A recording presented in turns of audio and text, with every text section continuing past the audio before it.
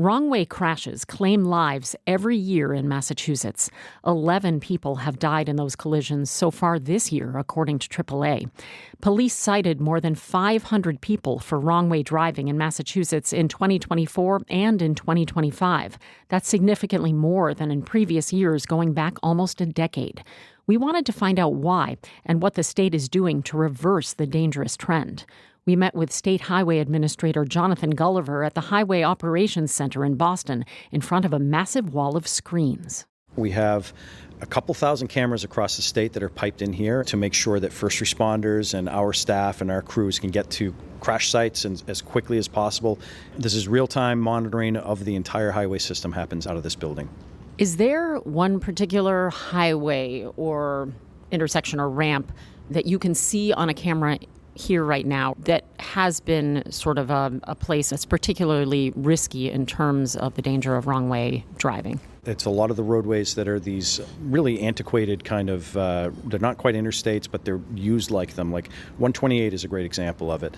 But there's many others. Route 2, Route 9, Route 6, a lot of these bigger volume state-numbered routes were designed for a much different volume of traffic. Engineers at the time were trying to save on space, and they put a lot of those ramps right next to each other. So your off-ramp and on-ramp are right next to each other.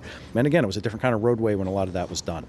In the past few months, there have been a number of very serious wrong-way driving incidents with crashes. A state police trooper was killed on Route 1 in Linfield trying to stop a wrong-way driver. That driver was also killed in the crash.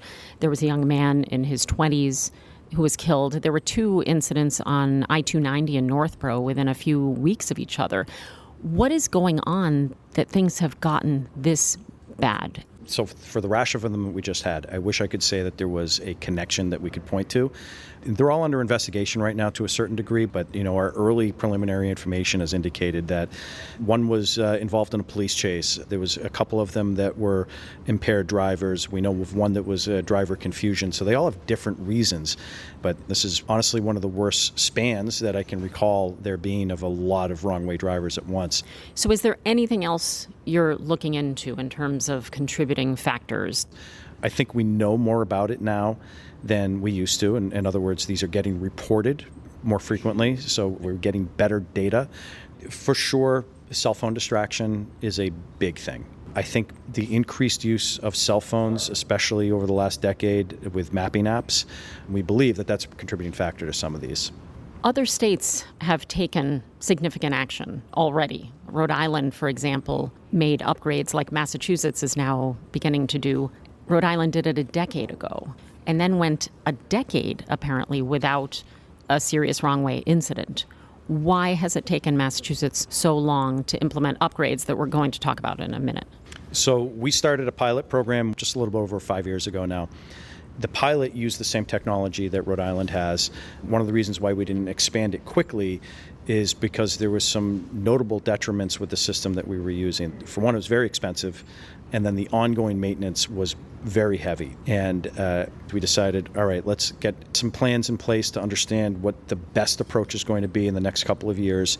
And then the governor came to us after these wrong-way driver incidents started in the spring and said, I want you guys to expand this dramatically. I want you to go all out.